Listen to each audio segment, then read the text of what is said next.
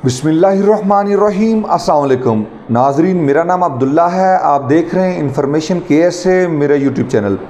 बहुत ही अहम टॉपिक की वजाहत करना चाहता हूँ। छुट्टी पे जो भाई जाते हैं सऊदी अरबिया में, उनके ज़हन में कुछ सवालात हैं। मैं कोशिश करूँगा सबकी वजाहत करूँ और कुछ क़वानीन में तरमीम हुई है वो भी मैं आपके सामने रखता हूँ और इनका यानी कि ये किन पर लागू होती है ये भी मैं आपको बताऊँगा। ठीक है जी। इसमें दो तरह के सिलसिले हैं। सबसे पहली बात करते हैं कि खरूजोदा हम छुट्टी को बोलते हैं, एग्ज़िट री एंट्री को बोलते हैं। तो जब हम exit re entry for example हमने 3 माह की, 4 माह की, 6 माह की, जितनी भी इवन आप लगा लें, आप एग्ज़िट री एंट्री पे अपने मुल्क चले गए।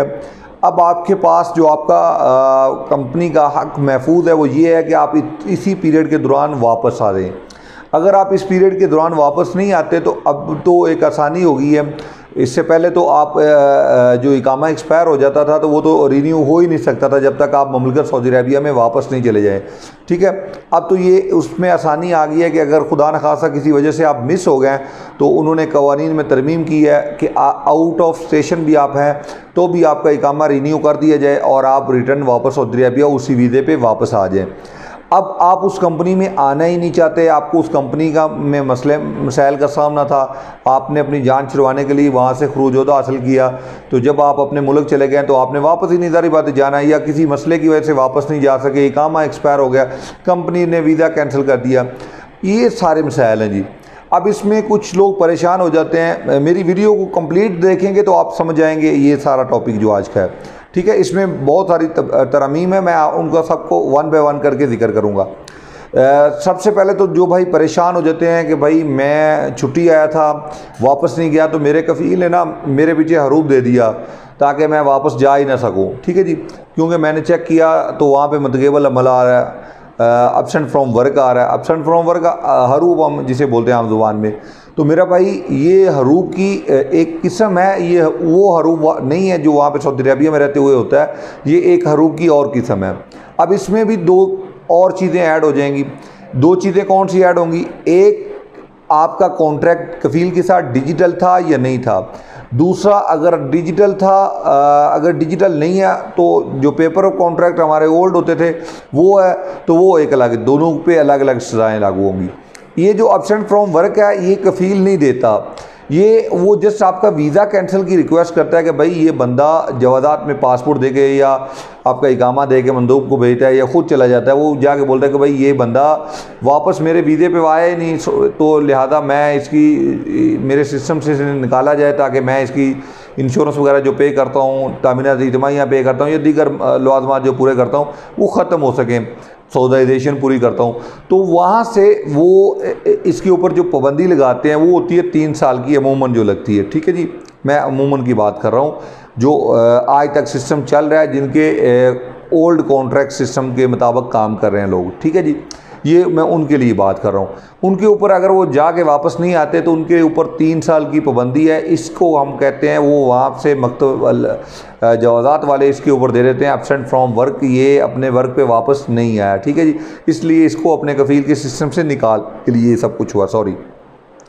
तो इससे आपने परेशान नहीं होना, ये लाजमी है। जो भी बंदा छुट्टी पे आएगा, जब जिस दिन उसका वीज़ा कैंसिल होगा उस दिन यही शो होगा एब्सेंट फ्रॉम वर्क। ठीक है। दूसरी कोई चीज़ शो नहीं हो सकती यहाँ पे। एब्सेंट फ्रॉम वर्क का मतलब ये है कि आप 3 साल बाद वापस रिटर्न नए वीज़े पे जा सकते हैं। अब ये सवाल भी बहुत अहम है कि 3 साल काउंट कहाँ से होंगे। जवाज़ात से ये सवाल किया गया तो जवाज़ात ने कहा भाई ये काउंट होंगे आपके exit re entry expiry date से। हालांकि ये बात गलत है, बड़ी मादरत के साथ। ठीक है। असल में ये काउंट होते हैं आपके इकामा की डेट से।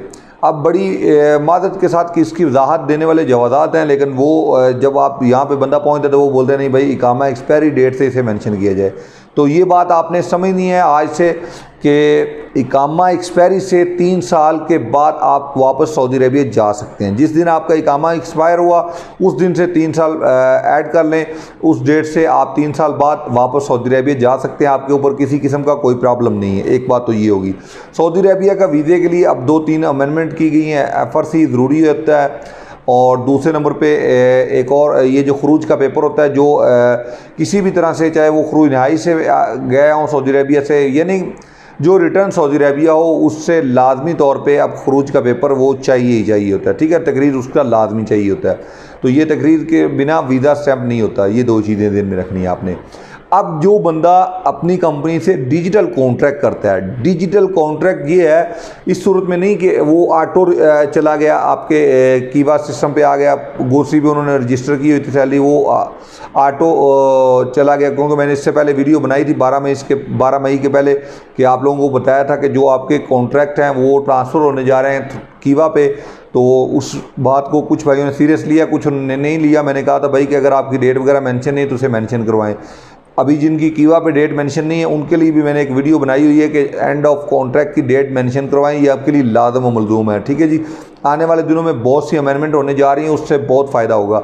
अब यहाँ पे एक वीडियो का टॉपिक वही है, लेकिन यहाँ पे एक 2 चीज़ें ऐड करना मेरे लिए ज़रूरी होता है। जब आप कॉन्ट्रैक्ट को चलें इसको किसी और वीडियो में डिस्कस कर लेते हैं, ठीक है, रहने देते हैं, आज इसी टॉपिक पे रहने देते हैं। मैं नेक्स्ट वीडियो बनाऊंगा एंड ऑफ कॉन्ट्रैक्ट टर्मिनेट का जो ऑप्शन है कि आप कॉन्ट्रैक्ट को टर्मिनेट करते हैं उसके बाद नई रिक्वेस्ट मंगाते हैं, ये नेक्स्ट वीडियो पे रख लेते हैं, ठीक है जी।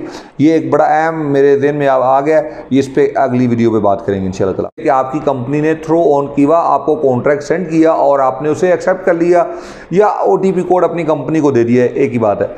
तो फिर अगर आप इस दौरान कि आपका कॉन्ट्रैक्ट अभी बाकी हो और आप छुट्टी जाएं और वापस ना आएँ तो इस पे आपको लाइफ टाइम पाबंदी का सामना करना पड़ सकता है। ज़हन में रखें मेरी बात। अगर कोई शख्स डिजिटल कॉन्ट्रैक्ट करके दौरान कॉन्ट्रैक्ट एंड ऑफ कॉन्ट्रैक्ट के बगैर, कॉन्ट्रैक्ट को कंप्लीट किए बगैर छुट्टी जाता है और वापस नहीं आता तो इस पर लाइफ टाइम पाबंदी हो सकती है। ये एक नया कानून है, इस पे अमल दरामद अभी शुरू नहीं हुआ लेकिन इस पे अमल दरामद शुरू हो जाएगा।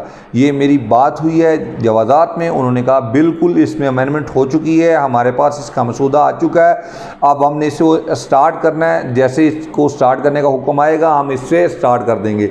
अभी तक हमने इसको ऊपर लाइफ टाइम पाबंदी नहीं लगाई, जो भी बंदा कॉन्ट्रैक्ट अधूरा छोड़ के जाते हैं या जो भी, लेकिन हमारे पास समरी आ चुकी है कि भाई जो डिजिटल कॉन्ट्रैक्ट को के दौरान छुट्टी जाते हैं और वापस नहीं आते, इनको लाइफ टाइम पाबंदी वाले खाने में आपने एंटर करना है, ठीक है जी। लेकिन अब ओके टू शूट वाला जो वाक़या है वो अभी बाकी है, जैसे ही वो होगा फिर ये पाबंदी का हमें सामना करना पड़ सकता है।